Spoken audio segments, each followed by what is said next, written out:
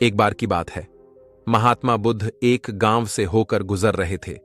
उस गांव में एक तालाब था। महात्मा बुद्ध और उनके सभी शिष्य तालाब के पास रुके।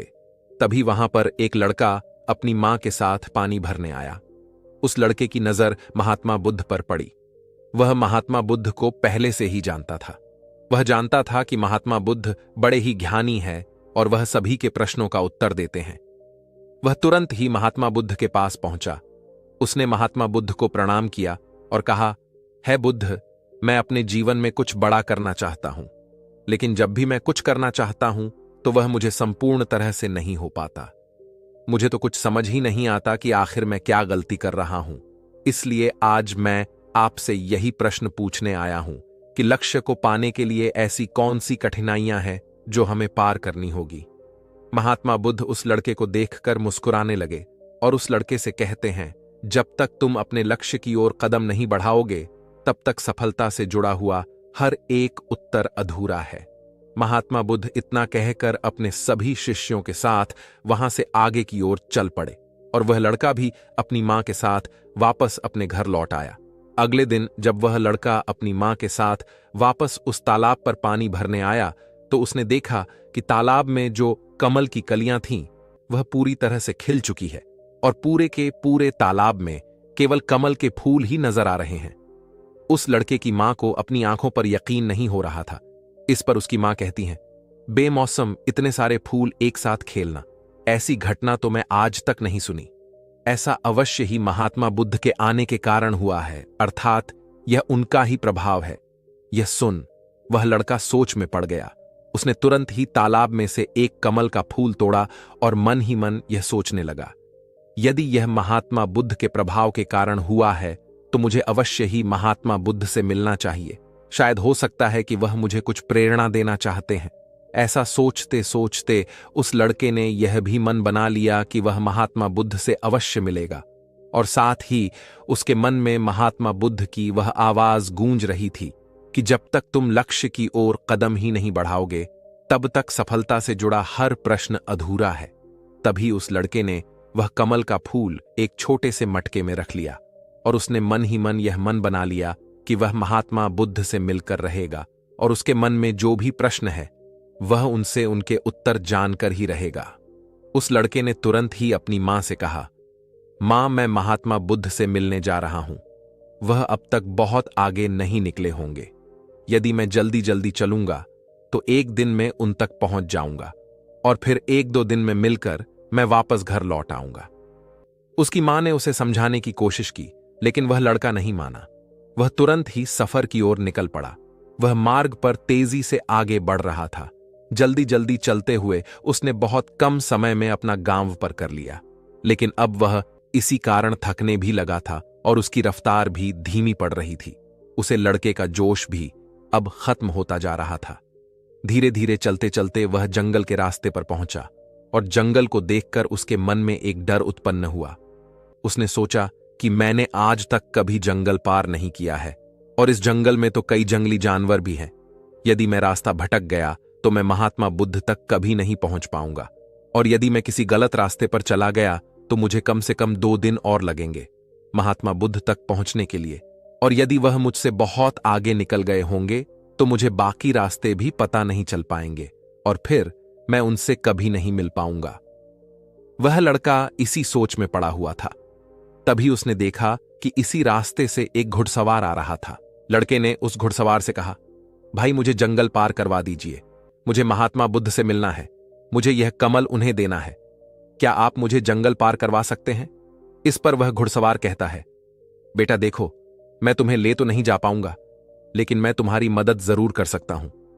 यदि तुम चाहो तो यह कमल वाला मटका मुझे दे दो, मैं इसे महात्मा बुद्ध तक पहुंचा दूंगा। उस घुड़सवार की यह बात सुनकर वह लड़का एक बार फिर से सोच विचार में पड़ गया और सोचने लगा, यदि मैं पैदल जाऊंगा तो मुझे बहुत समय लग जाएगा और पता नहीं मैं महात्मा बुद्ध तक पहुंच भी पाऊंगा या नहीं। अगर मैं यह कमल वाला मटका घुड़सवार को दे देता हूं तो यह घुड़सवार घोड़े से बहुत जल्दी महात्मा बुद्ध तक पहुंच जाएगा और उन्हें यह कमल जरूर दे देगा। इससे मेरा काम भी आसान हो जाएगा और मेरा काम बहुत जल्दी महात्मा बुद्ध तक पहुंच जाएगा और उन्हें यह कमल जरूर दे देगा। इससे मेरा काम भी आसान हो जाएगा और मेरा काम बहुत जल्द पूरा भी हो जाएगा। काफी कुछ सोच विचार करने के बाद उसने तय किया कि वह यह कमल का फूल उस घुड़सवार को दे देगा। यह सोचकर उस मटके को उस घुड़सवार को थमाने ही वाला था कि तभी उसे याद आया, इस कमल के पीछे उसका क्या उद्देश्य है, उसे किस मकसद से इस कमल को महात्मा बुद्ध के पास ले जा रहा है। तभी उस लड़के के मन में एक और विचार उत्पन्न हुआ, यदि मैं इस कमल को लेकर महात्मा बुद्ध तक नहीं पहुंचा तो फिर मेरा जो प्रश्न है मैं उनके उत्तर कैसे जान पाऊंगा। और हो सकता है कि मुझे मेरे जीवन में बस यह एक ही मौका मिला है जिससे मैं महात्मा बुद्ध से मिल सकता हूं और अपने सभी प्रश्नों के उत्तर पा सकता हूं। हो सकता है कि दोबारा मुझे यह अवसर न मिले, इसलिए मैं यह मटका नहीं दूंगा, मैं इसे स्वयं ही महात्मा बुद्ध तक पहुंचाऊंगा। काफी कुछ सोच विचार करने के बाद उसने घुड़सवार से कहा, देखिए, यह मटका तो मैं खुद ही उन तक ले जाना चाहता हूं, क्योंकि मेरा उनसे मिलना बहुत जरूरी है। मेरे मन में कई प्रश्न हैं जो मैं उनसे जानना चाहता हूं, इसलिए यह फूल मैं ही उन्हें दूंगा। इसलिए कृपया करके मुझे जंगल से बाहर निकलने का रास्ता बता दीजिए, मैं स्वयं ही चला जाऊंगा।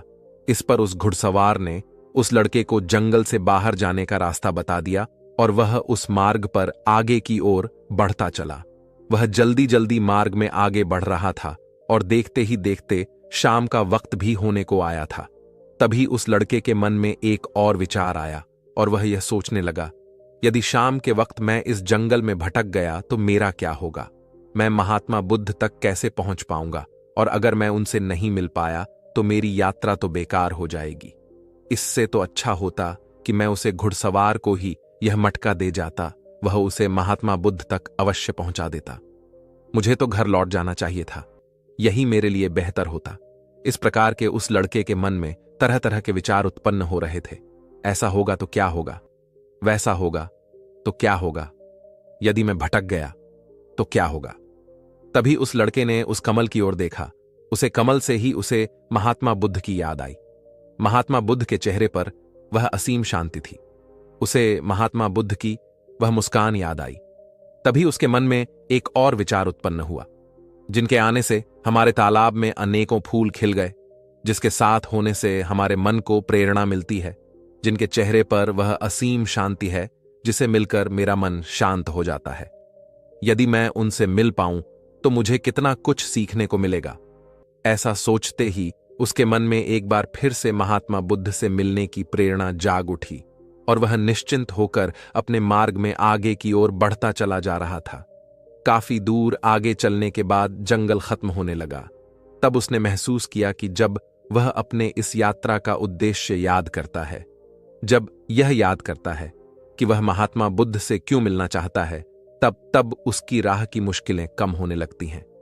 और यही वास्तविकता है, यही हम सभी के साथ होता है, फिर चाहे वह कोई छात्र हो या व्यापारी। जब जब इंसान खुद पर शक करता है, खुद पर संदेह करता है, तब वह रुकावटें बड़ा रूप ले लेती है। और जब हम अपने लक्ष्य को याद रखते हैं, अर्थात अपना उद्देश्य याद रखते हैं, तब वह रुकावटें हमारे सामने छोटी पड़ जाती है और हम उसे आसानी से पार करके अपने लक्ष्य की ओर चलते हैं। इस पर उस लड़के ने महसूस किया कि उसे अपना लक्ष्य याद रखना है, उसे अपना उद्देश्य याद रखना है और छोटे छोटे कदमों से आगे की ओर बढ़ते जाना है। इसके बाद उस लड़के ने सारी चिंताएं छोड़ दी। वह केवल सफर पर आगे की ओर बढ़ता जा रहा था, लेकिन इस बीच वह चलते चलते काफी थक चुका था। और जैसे ही उसने जंगल पार किया, तभी जंगल के ऊपर उसे एक छोटी सी कुटिया नजर आई। वहां पर एक सुंदर स्त्री रहती थी। लड़का काफी थक चुका था और उसे बहुत जोरों की प्यास लगी थी। वह लड़का उस कुटिया में गया। वहां पर उस स्त्री से उसने पानी मांगा। इस बार उस स्त्री ने उस लड़के को पानी पिलाया। तभी वह स्त्री उस लड़के से कहती है, आखिर तुम महात्मा बुद्ध से क्यों मिलना चाहते हो? इस पर वह लड़का कहता है, मेरे मन में कुछ प्रश्न है और मैं उन प्रश्नों को उत्तर जानना चाहता हूं, और मेरे पास केवल यह एक ही अवसर है, इसलिए मुझे उनसे मिलना ही है। वह लड़का उसी तरह से बातें कर ही रहा था। उधर दूसरी तरफ उस स्त्री के मन में उस लड़के के प्रति प्रेम जाग रहा था। वह उस लड़के को पसंद करने लगी थी। वह लड़की उस लड़के को रोकना चाहती थी। वह उससे कहती है, आज की रात तुम यहीं रुक जाओ, वैसे भी शाम होने को है और बहुत जल्द रात भी हो जाएगी। ऐसे में तुम कहाँ जाओगे? इससे अच्छा है कि आज तुम यहीं पर रुक जाओ। आज हमारे बगल में ही शादी है, वहां पर नाच गाना होगा, खाना पीना होगा, बहुत मजा आएगा। इसलिए आज रात तुम यहीं पर रुक जाओ। उस स्त्री के मुख से यह सब सुनकर वह लड़का यह समझ चुका था कि यह स्त्री मुझे बहुत पसंद करती है और वह बहुत भी सुंदर भी है। उसकी सुंदरता को निहारत हुए वह लड़का मन ही मन सोच रहा था कि यदि मैं इससे दोस्ती कर लूं तो मेरा जीवन तो संवर जाएगा, मुझे जीवन का मजा आ जाएगा। और वैसे भी आज रात तक तो मैं महात्मा बुद्ध से मिल भी नहीं पाऊंगा, तो क्यों ना मैं यहीं पर रुक जाऊं। तभी उस लड़के ने जवाब देते हुए कहा, मैं कुछ देर में सोचकर बताता हूं।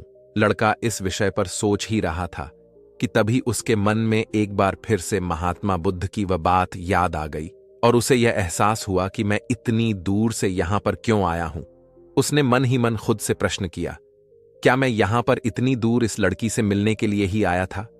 नहीं नहीं, ये मेरी मित्र नहीं बन सकती। क्या भरोसा आज को इसका मन मुझ पर आया है और कल को किसी और पर आ गया तो मैं क्या करूंगा। उस लड़के ने तुरंत ही उस कमल की ओर देखा। तभी उसे उसका उद्देश्य याद आ गया और उसने तुरंत ही यह निर्णय लिया कि वह आगे की ओर बढ़ेगा। उसने उस लड़की को साफ साफ मना कर दिया और अपने मार्ग की ओर आगे बढ़ चला। जब वह आगे की ओर जा रहा था तभी उसे अपने इस निर्णय पर अफसोस हो रहा था। उसे ऐसा लग रहा था यदि उसे महात्मा बुद्ध ना मिले तो उसके हाथ से यह स्त्री भी चली जाएगी। इस बात का उसे बहुत मलाल था, लेकिन वह धीरे धीरे मार्ग में आगे बढ़ता गया। कुछ दूर आगे जाने के बाद जब उसका मन शांत हुआ तब उसे इस बात का एहसास हुआ यदि वह उसे स्त्री के पास रुक जाता तो वहां अपने इस उद्देश्य को कभी पूरा नहीं कर पाता और उसकी यह यात्रा बेकार हो जाती, उसकी इतनी मेहनत व्यर्थ हो जाती। और तब उसे एक और चीज का एहसास हुआ कि जो भी व्यक्ति या फिर वस्तु हमें अपने उद्देश्य से भटकाने का प्रयास करें, हमें उससे तुरंत ही दूर हो जाना चाहिए। हमें अपना उद्देश्य याद रखना चाहिए कि हमने यह सफर क्यों शुरू किया था और हम अपनी मंजिल पर क्यों पहुंचाना चाहते हैं। वह लड़का यह सब सोच विचार कर आगे की ओर बढ़ता जा रहा था। रात्रि का वक्त होने वाला था और वह लड़का तेजी से अपने मार्ग में आगे की ओर बढ़ता जा रहा था। तभी उसे मार्ग में एक बुजुर्ग व्यक्ति मिले। उसने उस बुजुर्ग व्यक्ति से पूछा, बाबा बाबा, मैं महात्मा बुद्ध से मिलना चाहता हूं और पिछले गांव में मुझे किसी ने बताया कि वह इसी मार्ग से आगे की ओर बढ़े थे। क्या आप मुझे बता सकते हैं कि वह किस तरफ गए हैं? इस पर वह बुजुर्ग व्यक्ति उस लड़के से कहते हैं, बेटा तुमसे कोई गलती हो गई है, तुम्हें कोई गलतफहमी हुई है। यहां से कोई भी ऋषि मुनि नहीं गए हैं। हो सकता है कि रास्ते में कोई और मोड़ हो जिस पर तुम्हारा ध्यान ना गया हो। वह ऋषि मुनि उसी रास्ते से गए होंगे। यह सुन वह लड़का घबरा गया। अभी कुछ ही घंटा पहले तो मैंने उस बस्ती को पार किया था। यदि मैं वापस गया तो मैं बहुत पीछे हो जाऊंगा और अब तो अंधेरा भी होने को है। मेरे पास ना तो कोई रहने का साधन है और ना ही खाने पीने का। मेरी तो पूरी यात्रा बेकार होगी। मुझे तो यह लग रहा था कि मैं महात्मा बुद्ध से अवश्य मिलेगा, लेकिन अब लगता है कि यह मुमकिन नहीं है। मैं उनसे नहीं मिल पाऊंगा। इस प्रकार के कई विचार और उस लड़के के मन में उमड़ने लगे। वह लड़का खुद पर संदेह करने लगा। जैसे ही उसके मन में इस प्रकार के विचार उत्पन्न हुए तो मानो उसके पैरों में किसी ने बेड़ियां डाल दी हो। वह बार बार केवल एक ही बात सोच रहा था कि आखिर वह मुझे क्यों नहीं दिखाई दिया। मैं बार बार एक ही गलती क्यों करता हूं? मुझसे इतनी बड़ी गलती कैसे हो गई? यह सोचकर वह लड़का सर पकड़कर वहीं पर बैठ गया। कुछ देर तक तो उसे कुछ भी समझ नहीं आ रहा था। तभी उसे उसकी मां की बात याद आई। उसकी मां ने उस लड़के से कहा था, बेटा, हर गलती में सीख छुपी होती है जो हमारे जीवन को और भी बेहतर बनाती है। यह बात उसे याद आते ही उसका मन शांत होने लगा और देखते ही देखते उसकी मन पूरी तरह से शांत हो चुका था और वह लड़का बार बार अपने मन में अब एक ही बात दोहरा रहा था कि हर गलती में सीख छुपी हुई होती है और हमें वह और बेहतर बनाने आती है। उसने अपनी गलती को स्वीकार किया और वह कहने लगा, हां, मुझसे गलती हुई है। मैं जल्दबाजी में बिना सोचे समझे बस मार्ग में आगे की ओर बढ़ता जा रहा था। जैसे जैसे लोगों ने कहा मैं उसी तरह से आगे की ओर बढ़ता चला गया। उसके गलती स्वीकारते ही उसका मन पूरी तरह से शांत हो गया। उसकी निराशा अब आशा में बदल चुकी थी वह एक पेड़ के नीचे बैठा हुआ था। तभी उसने देखा कि कुछ जानवर नदी से पानी पी रहे थे। यह सब देखकर उस लड़के को याद आया कि जब वह पहली बार महात्मा बुद्ध से मिला था तब पानी के पास ही मिला था, और महात्मा बुद्ध के साथ उनके कई शिष्य भी हैं, तो उन्हें पानी की तो आवश्यकता जरूर पड़ेगी। इस पर उस लड़के को तुरंत यह समझ में आ गया कि महात्मा बुद्ध भी उसी रास्ते से भ्रमण कर रहे होंगे जिस रास्ते पर पानी होगा। तभी उसने सोच विचार कर यह तय किया कि वापस जाने से अच्छा है क्यों ना मैं इस नदी के किनारे आगे की ओर बढ़ता रहूं। ऐसा सोचते ही उसने तुरंत ही रास्ता बदल दिया और वह नदी के रास्ते आगे बढ़ने लगा। जैसे जैसे वह आगे बढ़ता जा रहा था, उसका मन और भी हल्का होता जा रहा था, उसका मन और भी शांत होता जा रहा था। तब उसने अनुभव किया कि जब मन बहुत शांत होता है तो हमारा मन बहुत हल्का हो जाता है और जल्दबाजी नहीं करता, और ना ही किसी में या खुद में कोई कमी निकलता है। हमारी बुद्धि पहले से बेहतर काम करने लग जाती है। तब उस लड़के ने इस बात का अनुभव किया कि खुद से शिकायत करना एक बहुत बड़ी कमी है जो हमें दुख की ओर ले जाती है। ऐसे ही चलते चलते लड़के के मन में विचार आया, यदि मैं अपने गांव में ही रुक जाता तो यह सारे अनुभव मैं कभी प्राप्त नहीं कर पाता। ऐसा सोचते सोचते वह मार्ग में आगे की ओर बढ़ रहा था। तभी उसे महात्मा बुद्ध के कुछ शिष्य नजर आए और उन्हें देखकर वह लड़का बहुत खुश हुआ और वह अपने मार्ग में तेजी से और भी आगे बढ़ने लगा, और आखिरकार लगातार 2 दिनों का सफर तय करने के बाद वह महात्मा बुद्ध के पास पहुंचा। वह तुरंत ही महात्मा बुद्ध के पास पहुंचा। उसने महात्मा बुद्ध को प्रणाम किया और उन्हें वह कमल का फूल भेंट कर दिया। इससे पहले वह लड़का कुछ कहता, तभी महात्मा बुद्ध ने कहा, बहुत सुंदर, यह कमल पूरी तरह से खिल चुका है। 2 दिन पहले ही तुमने मुझसे पूछा था कि लक्ष्य को पूरा करने के लिए इंसान को कौन सी कठिनाइयों पार करना पड़ता है, लेकिन 2 दिनों बाद तुमने बहुत सारे अनुभव प्राप्त कर लिए। तुम्हारा यह धैर्य, यह मुस्कान देखकर लगता है कि तुमने इस यात्रा में बहुत कुछ सीख लिया है। इस पर उस लड़के ने यात्रा में घटित हुई हर एक बात महात्मा बुद्ध को बता दी। तभी महात्मा बुद्ध ने उस लड़के से कहा, तुम्हारे मन में जो भी प्रश्न है मैं उनके जवाब तो तुम्हें जरूर दूंगा। आगे महात्मा बुद्ध कहते हैं, बिना कोशिश के हर चीज अधूरी है। जब इंसान किसी लक्ष्य के लिए उस रास्ते पर चलता है तो सबसे पहले वहां अपने अनुभव से ही सीखता है, और जब धीरे धीरे उसका विवेक जागृत होने लगता है, उसकी बुद्धि काम करने लगती है, तब दूसरे के अनुभव और दूसरों की गलतियों से भी सीखने लगता है। जीवन में यदि सफल होना है, किसी लक्ष्य को प्राप्त करना है, तो सफलता का रहस्य सीखने से पहले हमें उस रास्ते पर चलना पड़ता है। महात्मा बुद्ध आगे कहते हैं, किसी भी लक्ष्य को प्राप्त करने के लिए उस रास्ते में हमें 3 बाधाएं आती हैं, और इनका निवारण करने के बाद ही हम अपने लक्ष्य तक पहुंच पाते हैं। और तुमने भी यह 3 बातें सीख ली। पहले अपने उद्देश्य को पहचानो और उसके प्रति समर्पण करो। जैसे कि तुम यह कमल का फूल मुंह तक पहुंचाना चाह रहे थे, और तुम्हारा उद्देश्य भी यही था। तुमने ये जान लिया था कि यह फूल मुझ तक पहुंचने के लिए तुम्हारा क्या उद्देश्य है, जिस कारण तुम्हारे मन के सारे संदेह खत्म हो गए। इसके बाद जब भी तुम फूल को देखते थे तो तुम्हें अपना उद्देश्य याद आ जाता। आगे महात्मा बुद्ध ने कहा, तुमने स्वयं के अनुभव से ही यह जान लिया कि अपनी मंजिल तक किस प्रकार हमें पहुंचना है, और सब कुछ तुम्हारे भीतर से ही प्रकट हो रहा है। वह लड़का महात्मा बुद्ध की सारी बातें ध्यानपूर्वक सुनता रहा। तब महात्मा बुद्ध कहते हैं, तुम्हारे मन में कई प्रकार के डर और संशय थे। पता नहीं तुम मुझ तक पहुंच पाओगे या नहीं, पता नहीं तुम जंगल पार कर पाओगे या नहीं, क्योंकि तुमने आज से पहले कभी जंगल पार नहीं किया था, और रास्ते में तुम्हें तरह तरह की रुकावटें भी झेलनी पड़ी। और जब हमारे रास्ते में तरह तरह की रुकावटें उत्पन्न होती है, तब हमारा मन बाधित होता है, हमारा मन भटकने लगता है और हम अपने लक्ष्य से भटक जाते हैं। लेकिन जब हम अपना सारा ध्यान रुकावटों से हटाकर अपने उद्देश्य पर लगाते हैं, तो सारी रुकावटें खुद ब खुद छोटा पड़ने लगती हैं और हम उन्हें आसानी से पार कर जाते हैं। शुरुआत में हर किसी की यही समस्या है कि वह यह नहीं जानता कि आखिर वह सफल क्यों होना चाहता है, क्यों वह कुछ करना चाहता है। इसी कारण उनके सामने परेशानियां भी बहुत ज्यादा होती हैं और वह उन परेशानियों के सामने घुटने टेक देते हैं। लेकिन जैसे जैसे आप आगे बढ़ते हैं, अपने लक्ष्य के प्रति समर्पित हो जाते हैं, तो वैसे वैसे चलते जाना आसान हो जाता है और हम अपने लक्ष्य तक पहुंच ही जाते हैं। आगे महात्मा बुद्ध उस लड़के को तीसरी बात बताते हुए कहते हैं, असली शक्ति इच्छाओं को पूरा करने में नहीं बल्कि उनको मिटाने में है। हम जानते हुए भी सही काम नहीं करते। अगर हम अपनी उद्देश्य की ओर आगे बढ़ते हुए आकर्षणों के पीछे रुक जाते तो हमारी यात्रा कभी पूरी नहीं हो सकती।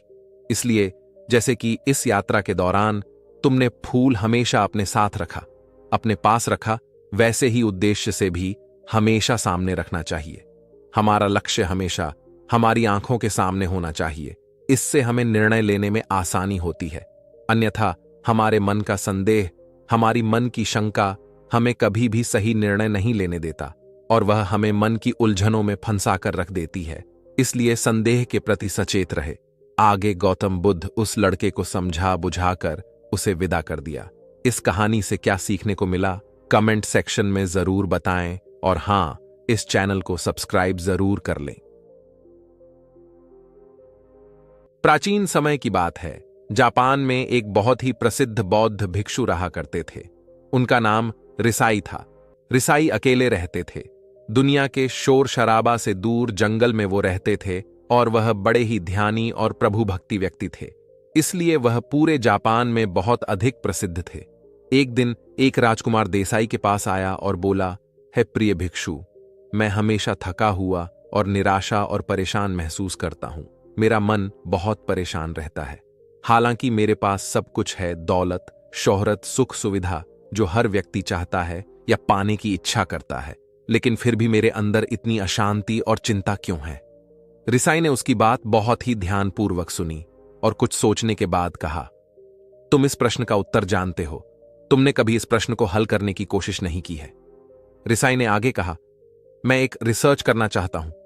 क्या तुम मेरा साथ उसमें दोगे? इस रिसर्च के बाद तुम्हारे जीवन में किसी भी तरह की अशांति और चिंता नहीं रहेगी। यह बातें सुनकर राजकुमार बहुत हैरान था। उसने रिसाई से कहा, बताइए मुझे क्या करना होगा? अपने मन की शांति के लिए मैं कुछ भी करने को तैयार हूं। राजकुमार की इन्हीं बातों को सुनकर भिक्षु ने कहा, तो फिर आप अगले 15 दिनों के लिए मेरे आश्रम में रहोगे और एक सामान्य व्यक्ति की तरह अपना जीवन व्यक्तित्व करोगे और इन 15 दिनों में तुम अकेले और चुपचाप रहोगे, जितना हो सको कम बोलोगे।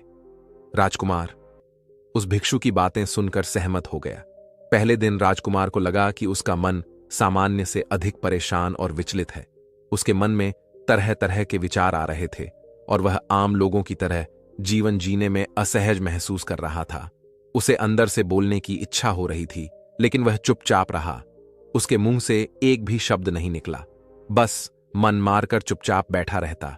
लेकिन रात होते होते उसके अंदर ही अंदर शांति का अनुभव होने लगा। उसके लिए यह अनुभव अजीब था। वह खुद से पूछ रहा था कि वह अंदर ही अंदर इतना खुश क्यों है और उसकी आंतरिक बेचैनी और उसकी चिंता कम क्यों होने लगी है। अगले दिन राजकुमार अकेला चुपचाप बैठा रहा और वह प्रकृति को निहार रहा था। वह पौधों को, फूलों को, आकाश में उड़ रहे पक्षियों को। वह अपने जीवन में पहली बार यह अद्भुत दृश्य महसूस कर रहा था कि उसके पास कितनी सुंदरता है। वह दिन भर प्रकृति की सुंदरता को निहारता रहता और उसकी ताजगी को महसूस करता रहता। इसी तरह से 10 दिन हुए और उसके मन की सारी बेचैनी, सारी हलचल, सारी उथल पुथल और सारा तनाव गायब हो गया। 11वें दिन की सुबह राजकुमार फिर एकांत में बैठ गया और कुछ मिनट में उसकी आंखें अपने आप बंद हो गईं और वह गहरे ध्यान में चला गया। वह पूरे दिन वहीं पर आंखें बंद करके बैठा रहा और गहरे ध्यान में डूबा रहा। ना कोई शब्द, ना कोई चिंता। राजकुमार भीतर से असीम शांति और आनंद से भर गया। राजकुमार अपने बाकी के 4 दिन इसी तरह से ध्यान में बिताने के 15 दिन बाद रिसाई के सामने प्रस्तुत हुआ और उनको प्रणाम करके बोला, प्रिय भिक्षु, मुझे उत्तर मिल गया कि मेरे मन में इतनी उथल पुथल और चिंता क्यों थी। मैं जान गया कि मेरा मन इतना अशांत और विचलित क्यों था। रिसाई मुस्कुराते हुए पूछा, बताओ क्या उत्तर मिला तुम्हें? राजकुमार ने कहा, मैं आवश्यकता से अधिक बातें करता था। मैं किसी पर भी अपने शब्द और ऊर्जा व्यर्थ करता था। मैं दिन भर अपने लोगों से फालतू की बातें करता रहता और फिर उन्हीं के बारे में अकेला सोचता रहता और ज्यादा समय नकारात्मक ही सोचता रहता। इस तरह मैं बस अपना समय बर्बाद कर रहा था। ज्यादा बोलने और नकारात्मक सोने की वजह से मेरा मन अशांत और बेचैन हो रहा था और इसी वजह से मैं किसी भी काम को ठीक से नहीं कर पा रहा था, जिसकी वजह से मैं हर काम में असफल होने लगा। और फिर इन्हीं लगातार मिलने वाली असफलताओं की वजह से ही मैं और भी उदास और चिड़चिड़ा हो गया था। इन्हीं सभी चीजों की वजह से मेरा जीवन नष्ट हो रहा था। लेकिन यहां पर बीते हुए 15 दिन मेरे लिए पूरी तरह से अलग थे। मुझे कुछ अलग ही एहसास यहां पर हो रहा था। मुझे ऐसा लग रहा था कि मैं अपना पूरी तरह से जिंदगी जी रहा हूं, लेकिन इससे पहले मैं अपना जीवन गलत तरीके से जी रहा था। और मैंने यह भी सीखा कि हमें सिर्फ ध्यान करने की जरूरत नहीं है, ध्यान अपने आप होता है। जब हम शांत और मौन होते हैं, ध्यान के पिछले कुछ दिनों के दौरान मैंने जो पहली चीज सीखी वह यह है कि मनुष्य के जीवन की सबसे महत्वपूर्ण चीज स्वयं को जानना ही है। यह सुनकर रिसाई ने कहा, सिर्फ तुम ही नहीं, दुनिया में ज्यादातर लोग जरूरत से ज्यादा बोलते हैं।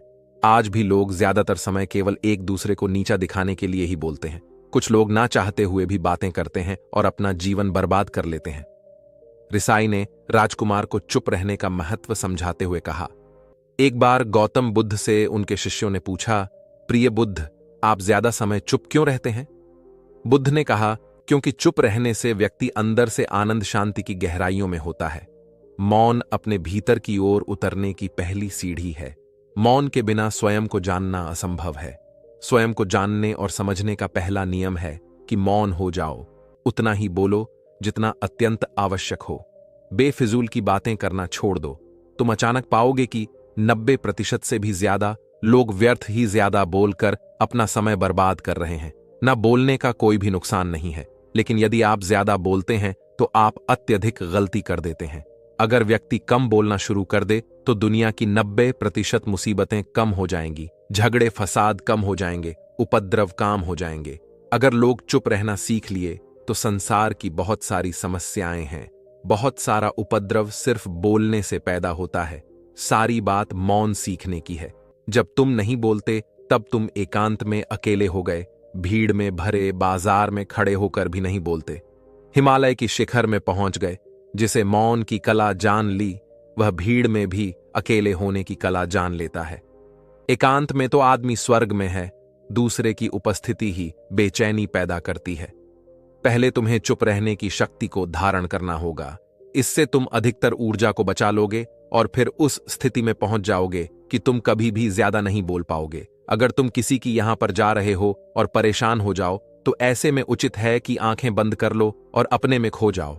वहां से आपको ताजगी महसूस होगी, क्योंकि तुम्हारे अंदर ही जीवन का वह स्रोत छिपा हुआ है, वह किसी दूसरे में नहीं है।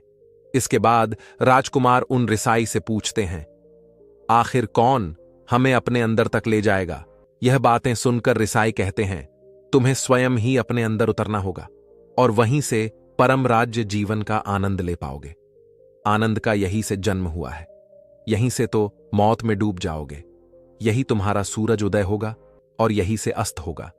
इसी प्रकार तुम बार बार चुटकी लगाओ। जब भी तुम चुटकी लगाकर वहां से लौटोगे तो पाओगे कि फिर तुम्हारे जीवन में एक ताजगी भरी नई संपदा मिली है और इस नई शक्ति के जन्म होने से तुम्हारी थकान चली जाएगी, उदासी चली जाएगी और चिंता चली जाएगी। जैसे कोई स्नान करके लौटता है तो शरीर शीतल हो जाता है, शांत हो जाता है। ऐसे ही जब भीतर से साफ होकर वापस आता है, मौन में स्नान करके लौटता है, तो समस्त अस्तित्व व्यक्तित्व शांत और मौन हो जाता है, आनंदित हो जाता है। जब तुम आंतरिक मौन की उस पराकाष्ठा पर पहुंच जाओगे तब तुम पाओगे कि बोलने से भी तुम्हारा मौन खंडित नहीं होता, वह बना ही रहता है। उसकी एक अंतर्धारा लगातार तुम्हारे भीतर बहती रहती है। तुम बोलते हो, तुम शब्दों का उपयोग भी करते हो, लेकिन वह तुम्हारे मन को खंडित नहीं कर पाती। एक बार गहरी मौन में स्थिर हो जाओ, फिर तुम्हारी वाणी में भी मीठास आ जाएगी। तुम्हारा बोलना संगीतपूर्ण होगा, तुम्हारा बोलना सत्य होगा। तुम बोलोगे तो दूसरों पर भी शीतलता छा जाएगी। जैसे ही तुम अंदर से चुप होते हो, तुम इतने शक्तिशाली होने लगते हो कि समाज के निर्भरता तुम छोड़ने लगते हो और तुम्हारे जीवन में एक मस्ती आती है जो कि केवल दीवानों के जीवन में होती है। तुम्हारे चेहरे पर एक नई रौनक आ जाती है, तुम्हारी आंखें किसी अमृत के समान हो जाती हैं और तुम अनंत शांति के समुद्र में डूबने लगते हो। इतना कहकर भिक्षु रिसाई ने अपनी बात खत्म की और वह मौन में चले गए। राजकुमार उनका धन्यवाद करके अपने महल में चला गया। दोस्तों, आपने भी अनुभव किया होगा कि बहुत ज्यादा बात करने से दिमाग अशांत हो जाता है, जिससे हम अपने दिमाग पर नियंत्रण खो देते हैं और साथ ही अपना ध्यान भी खो देते हैं। जो लोग बहुत ज्यादा बोलते हैं, उनके पास किसी एक काम पर ध्यान केंद्रित करने की काबिलियत नहीं होती। वह अपने किसी भी लक्ष्य पर पूरी तरह से ध्यान केंद्रित नहीं कर पाते। अगर हमारा दिमाग एक जगह केंद्रित नहीं है, तो हम जीवन की सच्चाई नहीं समझ पाते और ना ही मनचाही सफलता का भी हासिल कर पाएंगे। इसके अलावा भी आपने देखा होगा कि जो लोग अधिक बोलते हैं, वह अक्सर लोगों के बीच हंसी का पात्र बन जाते हैं, और जो लोग कम बोलते हैं और अपनी बात पर कायम रहते हैं, उन्हें लोगों से सम्मान मिलता है। लोग उनकी बातों को सुनते हैं और उन पर भरोसा भी करते हैं। जो लोग जरूर से अधिक बोलते हैं और अपने विचारों के बारे में पक्के नहीं होते, उनका दिमाग स्थिर और विचलित रहता है, शोर से भरा रहता है। और एक अशांत दिमाग वाला व्यक्ति जीवन में किसी भी चीज में सफल नहीं हो पाता, क्योंकि वह किसी भी काम में फोकस नहीं कर पाता। यदि किसी व्यक्ति को यह पता है कि उसे कब, कहां और क्या बोलना है, तो वहां व्यक्ति सच में बहुत बुद्धिमान है। और ऐसा व्यक्ति जहां भी जाता है, उसका व्यक्तित्व आकर्षक का केंद्र बन जाता है, और वह जो कुछ भी करता है उसमें बहुत शक्ति होती है। यह कहानी आपको कैसी लगी, आप कमेंट सेक्शन में जरूर बताएं। और हां, इस चैनल को बिना सब्सक्राइब करने मत जाना दोस्तों। प्राचीन समय की बात है। एक बार एक नौजवान युवक बुद्ध के पास जाता है और उनसे कहता है कि हे बुद्ध, क्या आप मेरे एक सवाल का जवाब देंगे? बुद्ध ने मुस्कुराते हुए कहा कि पूछो, क्या पूछना है? इसके बाद उस युवक ने कहा कि हे बुद्ध, मेरी उम्र अभी बहुत ज़्यादा नहीं हुई है, लेकिन मैं बहुत ज़्यादा परेशान रहता हूँ, बहुत दुखी रहता हूँ। मैं आपसे ये जानना चाहता हूँ कि मेरे जीवन में अभी से इतने दुख हैं, तो मेरी ज़िंदगी तो अभी बहुत बाकी है। क्या मेरे जीवन में दुख बढ़ते ही रहेंगे? क्या इन दुखों से छुटकारा पाने का कोई रास्ता नहीं है? ये सुनकर बुद्ध कहते हैं कि कहाँ है तुम्हारे दुख? मुझे तो दिखाई नहीं दे रहे हैं। ये सुनकर वो युवक कहता है कि हे बुद्ध, दुख तो मेरे अंदर है, मेरे भीतर है, वो आपको कैसे दिखाई देंगे? यह सुनकर बुद्ध उस युवक से पूछते हैं कि क्या तुम्हें अपने दुख दिखाई देते हैं? वो युवक बुद्ध से कहता है कि हाँ बुद्ध, मैं अपने दुखों को भली भांति देख पा रहा हूं। तब बुद्ध ने पूछा कि इन दुखों का मोल क्या है? बुद्ध में और उस युवक में चर्चा चल ही रही होती है कि तभी एक भिक्षु दौड़कर वहां पर आता है और तथागत बुद्ध के कानों में कुछ कहता है। फिर बुद्ध उस युवक से कहते हैं कि चलो, आज मैं तुम्हें जीवन का सत्य दिखा रहा हूं, लेकिन तुम्हें मेरे साथ चलना होगा और वहां पर जाकर तुम्हें कुछ भी नहीं बोलना है। चुपचाप सारी बातें सुनते रहना है। इसके बाद तुम्हें अपने सभी प्रश्नों के उत्तर खुद ही मिल जाएंगे। ये कहकर बुद्ध वहां से चल देते हैं और साथ में वो युवक भी उनके पीछे पीछे चला देता है। कुछ दूर चलने के बाद गौतम बुद्ध एक घर में प्रवेश करते हैं। घर में प्रवेश करने के बाद वो युवक और तथागत बुद्ध देखते हैं कि वहाँ पर बहुत सारे लोग इकट्ठे हो रखे हैं और बीच में चारपाई पर एक वृद्ध आदमी लेटा हुआ है। बुद्ध को देखते ही सभी ने उनके लिए राह बनाई और बुद्ध उस आदमी के पास उसके चारपाई पर जाकर बैठ जाते हैं। वो युवक भी पास में ही बैठ जाता है। इसके बाद वो वृद्ध आदमी जो चारपाई पर लेटा हुआ था कहना शुरू करता है कि हे बुद्ध, मैं नहीं जानता कि मेरे जीवन में कितनी सांसें अब बची है। पता नहीं किस वक्त भगवान के घर से बुलावा आ जाए। हे बुद्ध, मैं मरने से पहले अपने लिए सवाल के जवाब चाहता हूँ। मुझे पता है उन सवालों के जवाब सिर्फ आप ही दे सकते हैं, इसलिए मैंने आपको यहाँ पर बुलाया है। इसके बाद उस वृद्ध आदमी ने कहना शुरू किया कि हे बुद्ध, अपने आखिरी वक्त में मुझे अपने बचपन के दिन बहुत याद आ रहे हैं। मैं सोच रहा हूँ कि वो भी दिन क्या दिन थे, ना कुछ पाने की, ना कुछ खोने का गम। बचपन के उन दिनों को याद करके मेरी आंखों में आंसू आ जाते हैं। मुझे लगता है कि कितनी आज़ादी थी उस समय। मेरा मन कितना खुला हुआ था। मन में कुछ भी पाने की इच्छा नहीं थी। जिस भी खेल में लग जाते थे उसी खेल में पूरे दिन लगे रहते थे। लेकिन कुछ समय बाद मैं जैसे जैसे बड़ा होने लगा वैसे वैसे लोग मुझे जिंदगी की दौड़ में आगे निकलने के लिए कहने लगे। मेरे पिता अक्सर मुझसे कहा करते थे कि पढ़ाई में तुम अपने भाई जैसा क्यों नहीं हो, तुम दूसरे लोगों से पीछे क्यों रहते हो। ये सब सुन सुनकर मेरा मन बहुत बेचैन रहने लगा। लोग मुझे बहुत ताने देते थे क्योंकि ना तो मैं खेल में अच्छा था ना ही मैं पढ़ाई में अच्छा था। सब लोग मुझे किसी और तरह की बनने के लिए कहते थे और उनके तानों से तंग आकर मैं अपने जीवन में कुछ हासिल करने का निश्चय किया। मैं अपने आप से वादा किया कि मैं भी अपने भाई की तरह कामयाब इंसान बनूंगा और इसके लिए मैं दिन रात मेहनत करने में लग गया। शुरुआत में बहुत मुश्किलें आई, बहुत निराशा हाथ लगी, लेकिन मैंने हार नहीं मानी और मैंने अपना खुद का व्यापार खड़ा कर लिया। इसके बाद मुझे कुछ पाने का एहसास हुआ और मुझे बहुत खुशी हुई। जो लोग मुझे ताने देते थे वही लोग अब मेरे आगे पीछे घूमने लगे। कुछ वक्त बाद एक रईस बेटी के साथ मेरी शादी हो गई और उसके बाद जैसे मुझे लग रहा था कि मेरा जीवन स्वर्ग बन गया है। कुछ साल बाद मुझे 2 बेटे प्राप्त हुए। मेरे दोनों बेटे स्वस्थ और हिस्ट पिस्ट थे। मेरा मन मेरे बच्चों के लिए कुछ करने को उत्सुक हो गया। मैं और भी ज्यादा धन कमाने में लग गया और जल्द ही अपने नगर का सबसे बड़ा व्यापारी बन गया। सब कुछ अच्छा चल रहा था, लेकिन अनहोनी को भला कौन टाल सकता है। एक दिन अचानक मेरी पत्नी मुझे छोड़कर चली गई। इससे मुझे बहुत गहरा आघात लगा। मैं कई दिनों तक अपने घरों से बाहर नहीं निकला। मेरे बेटे मुझे हिम्मत देते कि पिताजी, माता तू जी तो नहीं रही, जो हो चुका वो वापस नहीं आ सकता, लेकिन हम दोनों आपका हमेशा साथ देंगे, आपकी हमेशा सेवा करेंगे। आपको किसी बात की चिंता करने की कोई आवश्यकता नहीं है पिताजी। और धीरे धीरे मैंने भी अपने मन को समझा लिया कि अब तो मुझे अपने प्रिय पत्नी के बिना ही जीना पड़ेगा। इसलिए मैंने अपना मन अपने बेटों के साथ जोड़ लिया। उनकी खुशी में ही मेरी खुशी होती थी, उनके दुख में ही मेरा दुख होता था। इसके बाद उस वृद्ध आदमी ने कहा कि हे बोध, इस जीवन चक्र में अक्सर मुझे महसूस होता था कि आखिर जीवन क्या है, जीवन को उसकी गहराइयों में कैसे जाना जाए, ये कैसे जाना जाए कि मैं कौन हूं और इस दुनिया में क्या करने के लिए आया हूं। ऐसे तमाम सवाल, दुनिया में क्या करने के लिए मैं आया हूं, ऐसे तमाम सवाल मेरे मन में उठते रहते थे।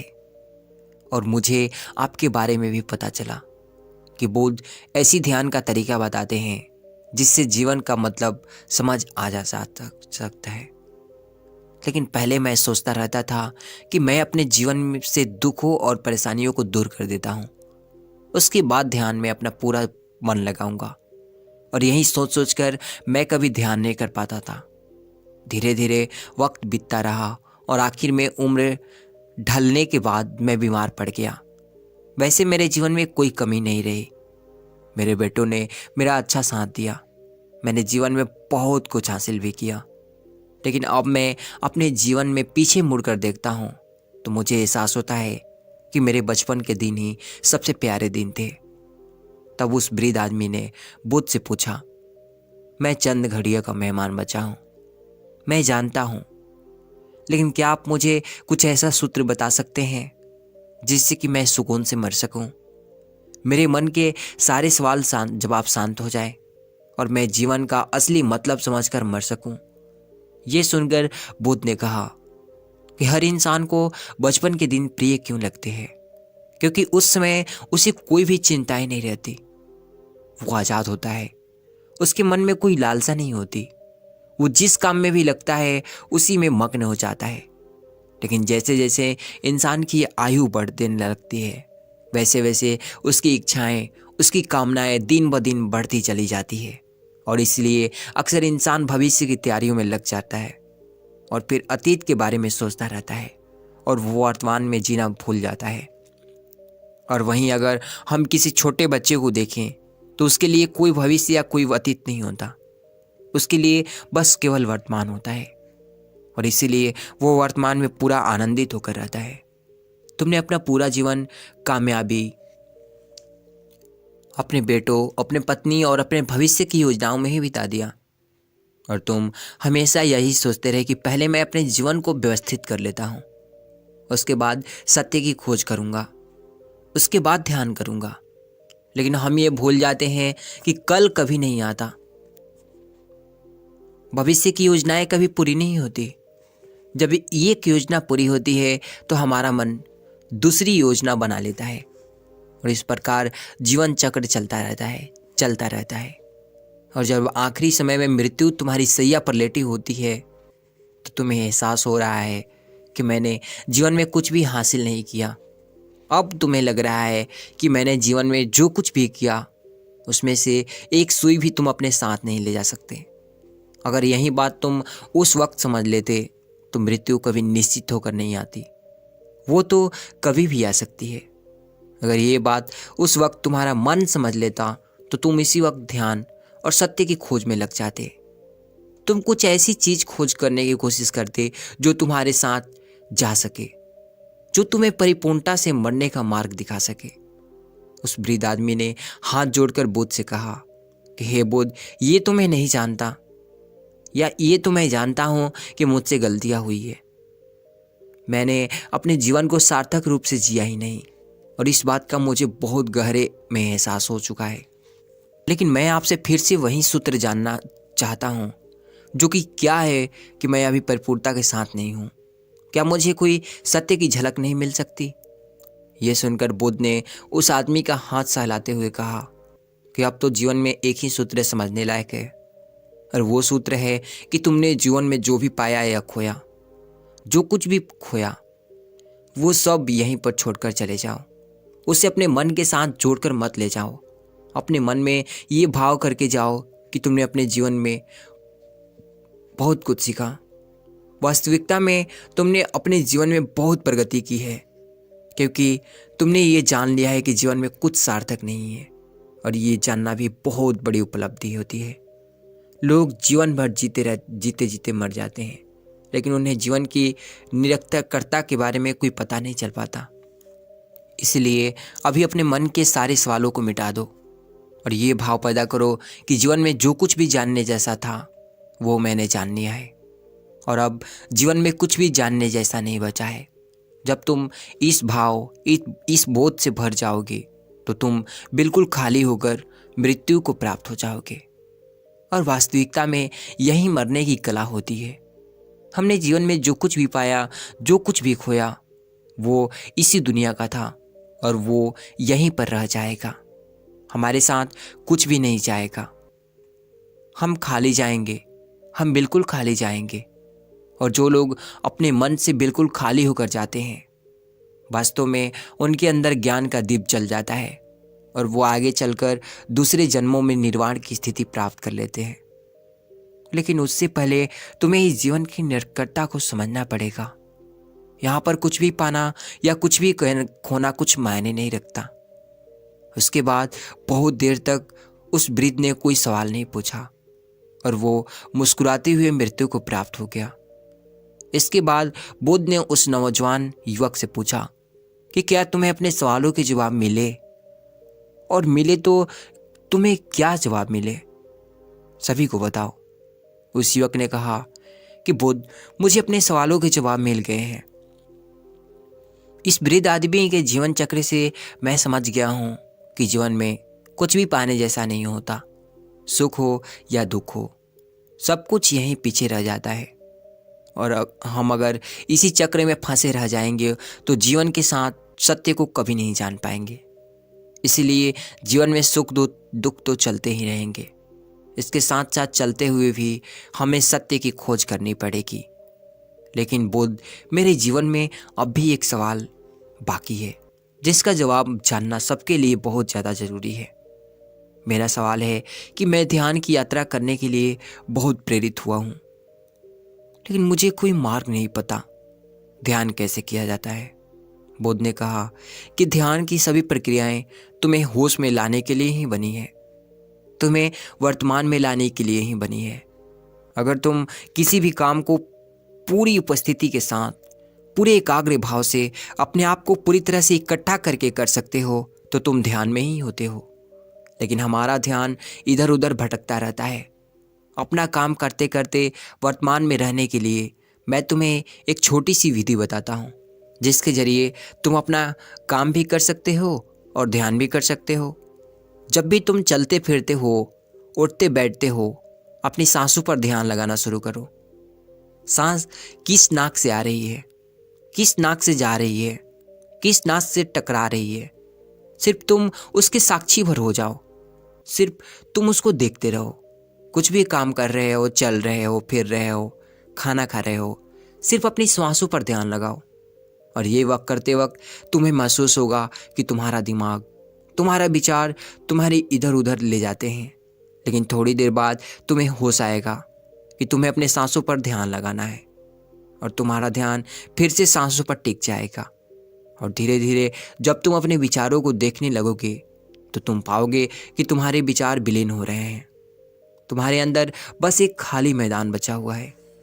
सारे सवाल जवाब विलीन हो चुके हैं।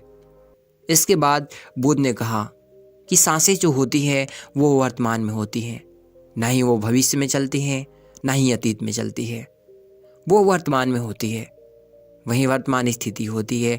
और जब तुम अपने सांसों से जुड़ जाते हो तो वर्तमान में ध्यान लगाना सीख जाते हो, क्योंकि सांसें जिनसे तुम ध्यान लगा रहे हो वो वर्तमान में चल रही होती है।